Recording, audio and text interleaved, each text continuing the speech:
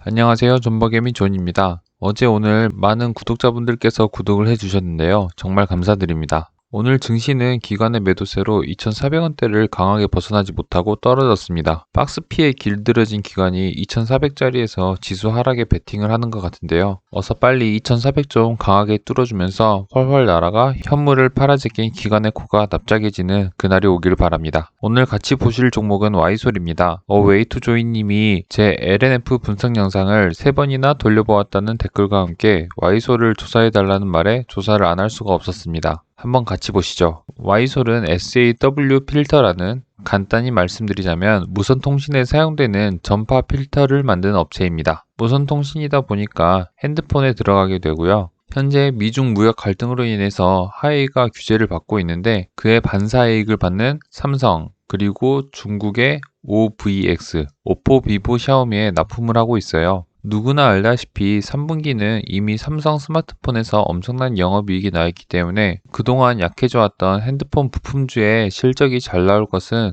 모두가 알고 있는 사실이죠. 저도 이것 때문에 급하게 최근 조정장에 핸드폰 부품주를 포트폴리오에 적은 돈이라도 추가를 했었는데요. 와이솔 또한 3분기에 1, 2분기에 떨어진 실적을 회복할 것이다 라고 기대를 하고 있고 또 무조건 그럴 겁니다.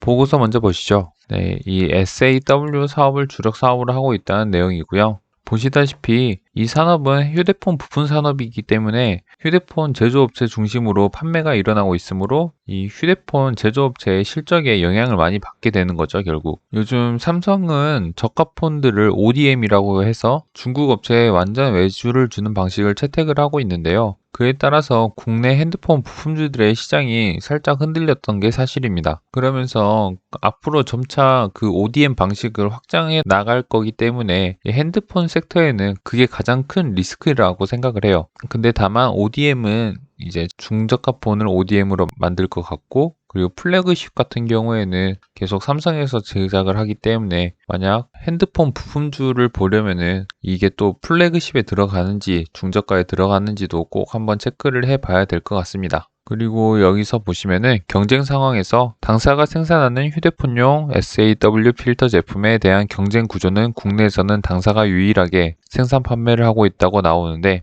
이제 일본 업체와 경쟁을 하고 있다고 해요. 근데 요즘 삼성에서 제품의 국산화를 추진을 하고 있죠. 그래서 이번에 와이솔은 이 플래그십 모델에도 선택을 받았다는 소식이 있습니다. 그리고 국내에서는 경쟁사가 없다고 했으니 결국은 전방 세트만 잘 나가주면 되는데 저는 개인적으로 핸드폰 시장이 포화 시장이라고 생각을 하거든요. 그나마 5G가 나오면서 한번 핸드폰이 교체가 될 거긴 한데 그래도 아직까지는 5G가 완벽하게 구축이 된 상황이 아니라서 아직까지는 좀 전방 섹터가 약하지 않나 라는 생각을 하고 있습니다. 3분기 실적은 개인적으로 화웨이 규제에 대한 반사이익이라고 생각을 해요. 물론 삼성의 폴더블 폰이나 그런 기술력이 뛰어나서 앞으로 점점 더 기술이 고도화될수록 경쟁력 있는 제품을 계속 만들 거라는 것은 믿어 의심치 않습니다. 생산 능력 및 생산 실적을 보시면 11기, 12기, 13기 이렇게 90.8, 90.25, 그리고 75.60 올해 상반기에 코로나 때문에 매출이 많이 안 나왔기 때문에 그에 따라서 공장 가동률이 많이 떨어진 걸 볼 수가 있는데 3분기 보고서에는 얼마나 나왔는지 좀 체크해 보면 좋을 것 같고요. 그리고 생산 설비 같은 경우에도 이렇게 증가가 늘어나고 있는 걸로 봐서 아직까지는 계속 투자를 확대하고 있는 상황을 볼 수가 있습니다. 다만 이렇게 투자가 되면은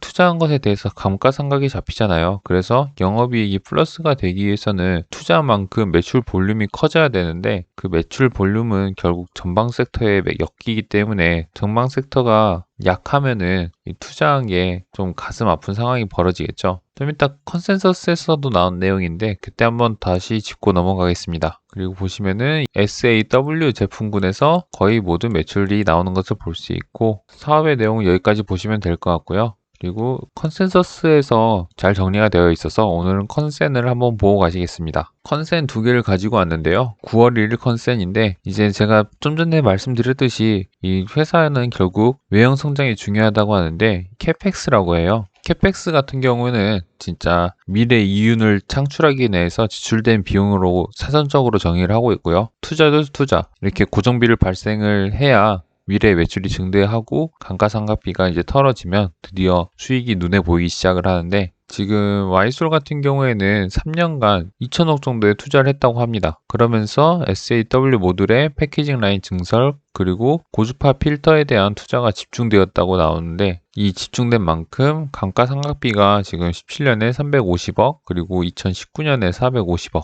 이렇게 많이 증가를 했지만 결국 이렇게 전방 산업이 안 좋다 보니까 디레이팅 됐다라는 말을 하고 있고요. 그리고 3분기는 하해의 제재로 인해서 OVX, 오포, 비보, 샤오미의 중국 업체의 수요가 늘어나면서 이 와이솔은 지금 매출이 화해량은 미미하고 다른 중국 업체의 매출 비중이 30%나 된다고 하잖아요. 그렇기 때문에 이렇게 매출이 상장을 할 거다. 화해에 대한 반사이익을 많이 받을 것이다 라고 말을 하고 있고요. 그리고 계속 플래그십과 중저가 모델을 말을 하는데 와이솔 같은 경우에는 매출의 60%가 삼성전자향이고 중저가 모델에 SAW를 공급하고 있다고 하는데 지금 중저가가 ODM 방식으로 외주를 주다 보니까 와이솔 투자의 가장 큰 리스크 포인트예요, 이게. 하지만 노트 20부터 새롭게 점유율이 늘어나면서 수혜를 앞으로도 더 크게 볼 수 있지 않을까라고 기대되는 상황인 것 같습니다. 그리고 고주파 필터 양산에 대한 기대가 나오는데 5G를 간다면은 SAW로는 이게 안 된대요. 그래서 BAW 필터라는 새로운 모듈을 사용을 해야 되는데 그게 또 이제 부품 단가가 기존 SAW 대비 높다 보니까 더 이익이 크겠죠. 그렇기 때문에 거기에 대한 기대감이 있는 상황입니다. 네, 첫 번째 컨센은 여기까지 보도록 하고요. 두 번째 컨센에서는 제가 계속 말씀드린 ODM, 아주 전망이 밝다고 말한 컨센 중에서 리스크 포인트인 ODM을 말했기 때문에 가져온 컨센인데요. 일단 3분기 이익은 106억 원으로 생각을 한다는데 곱하기 4에서 영업이익이 400억이라면은 지금 현재 시가총액이 4,900억이기 때문에 멀티플 12 정도라고 생각을 할 수 있죠. 영업이익만 보면 그렇고 이 EV 에비타를 보면은 지금 투자가 많기 때문에 5 정도밖에 안 되는 것을 또 볼 수가 있어요. 그러면서 계속 말씀드린 하웨이 스마트폰 부진 얘기가 나오고요. 그리고 이 BAW 필터 납품이 5G 타겟으로 앞으로 고주파 대역을 감당하기 위해서 나온 필터인데 블렌디드 ASP란 말이 나오잖아요. 블렌디드 ASP란 말은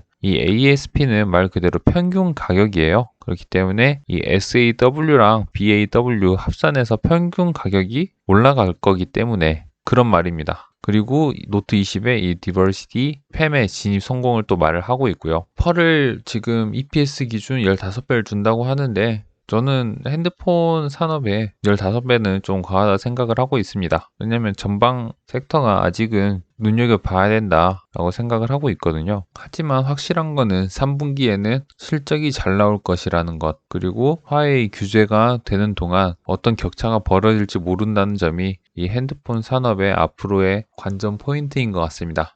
한마디로 정리를 해드리자면은 SAW 필터를 만드는 국내 유일한 업체이고 BAW 필터가 지금 5G 타겟으로 새로 개발을 하고 있는데 이게 납품이 될 경우에 이제 평균 단가가 올라가니까 5G가 확대되면서 거기에 대한 매출 실적이 나올 것이다 라고 기대를 하는 부분이 있고요. 그리고 삼성의 부품 국산화, 하지만 전방 산업에 리스크가 있다.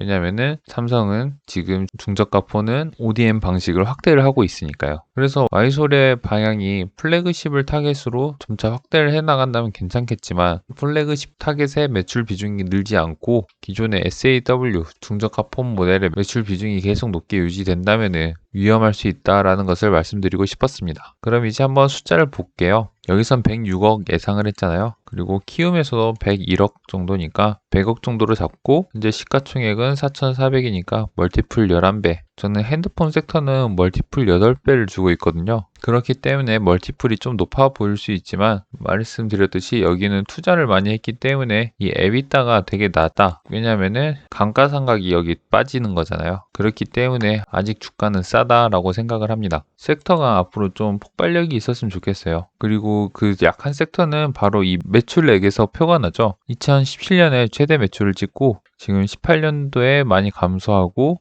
19년도에 많이 회복을 하긴 했지만 2020년도 올해 상반기에 완전 죽을 썼습니다. 약한 전방 섹터 상황을 여실히 보여주고 있고요. 3분기에는 그래도 101억 정도 예상을 하니까 아직 회복은 됐지만 잘 나갈 때에 비하면은 아직은 약하긴 하네요. 그리고 영업활동 현금 흐름 보면은 확실히 좀 많이 좋아지긴 했는데 19년에 확실히 안 좋긴 하네요. 근데 이제 3분기 기점으로 한번 다시 상승을 노려보지 않을까 싶습니다. 그리고 감가상각비 보면은 엄청나게 빠져나가는 것을 볼 수가 있죠. ROE도 높게 유지하다가 점차 떨어지고 있고요. 지금 차트에서 제가 또 제 나름대로 핵심도를 그려봤는데 여기 고점과 그리고 밑에 저점을 연결해서 한번 그어봤고요. 평행한 중앙선을 한번 더 그어봤습니다. 그래서 주가는 현재 이 중앙의 지지선 자리에 있는 것으로 보이고 제 개인적인 생각은 3분기 실적은 좋으니까 거기에 대한 실적이 발표될 때까지 일단은 보유를 하고 그 후로 어떻게 됐는지는 실적 발표 후에 더 가지고 갈지 수익 실현할지는 개인의 판단과 시장 상황에 맞춰서 개인이 판단하셨으면 좋을 것 같습니다. 긴 시간 들어주셔서 감사합니다. 오늘은 여기까지 하겠습니다. 이상 존버개미 존이었습니다. 구독과 좋아요 부탁드립니다.